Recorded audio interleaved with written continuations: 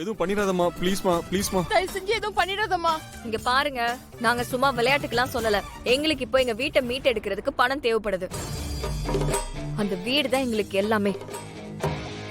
அப்படி அந்த பணத்தை புரட்ட முடியாம எங்க வீடு எங்க கையை விட்டு போயிருச்சுன்னா அதுக்கப்புறம் நாங்க வாழ்றதுக்கு அர்த்தமே இல்ல.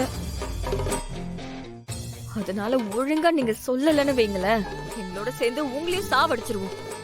அம்மா வேணாம்மா சொல்லுமா ப்ளீஸ்மா. பத்த வச்சிருவா. வேணாம்மா பத்த வச்சிருவா. சொன்னா கேளுமா.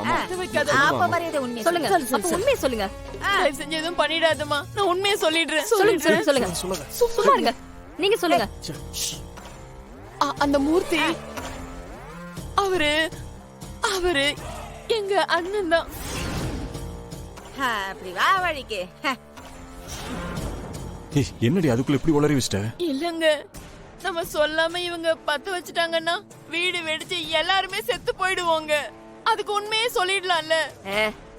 உங்க பஞ்சாயத்தெல்லாம் அப்புறம் வச்சுக்கோங்க. இப்ப அவன் எங்க இருக்கான் அத சொல்லுங்க. அச்சோ அக்கா, ஒரு குச்சியை வேஸ்ட் பண்ண போல இருக்கே. இருங்க சொல்லிடுறேன்.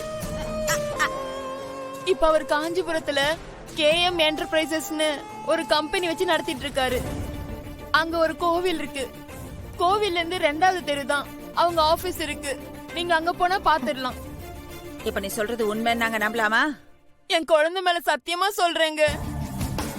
அதுதான் எங்க அண்ணனோட ஆபீஸும் அட்ரஸும். நீங்க தயவு செஞ்சு தீப்பெட்டியை கீழே போட்டுருங்க. நான் வீட்ல போய் விளக்கேத்திக்கிறேன். போயிட்டு அந்த போன் எடுத்துட்டு வா. எதுக்கு? ரீசார்ஜ் பண்றதுக்கு. போய் போன் எடுத்துட்டு வா. நீ போன் எடுத்துட்டு வர. ஐயோ வேண்டாம், நான் போய் எடுத்துட்டு வந்துடுறேன். ஒரே உஷ்ணமா இருக்கு. இந்தாம்மா குடு. நாங்க தான் உண்மையை சொல்லிட்டோம். அப்புறம் எதுக்குமா போன்? நாங்க இங்க இருந்து காஞ்சிபுரம் போற கேப்ல உங்க அண்ணனுக்கு தகவல் சொல்லிட கூடாதுல. அவன் உஷாராயிட்டா நாங்க என்ன பண்றது? அதுக்குதான் நாங்க உஷாரா இருக்கோம். ஹலோ, அனாவசியமா கேள்வி கேட்காம இந்த சிலிண்டர் உள்ள எடுத்துட்டு போய் வச்சு 2 பேரும் வடை சுட்டு சாப்பிடுங்க. ஓகே, இது வா போலாம். வாடி. போய் வடை சுடுங்க. தூக்குமா.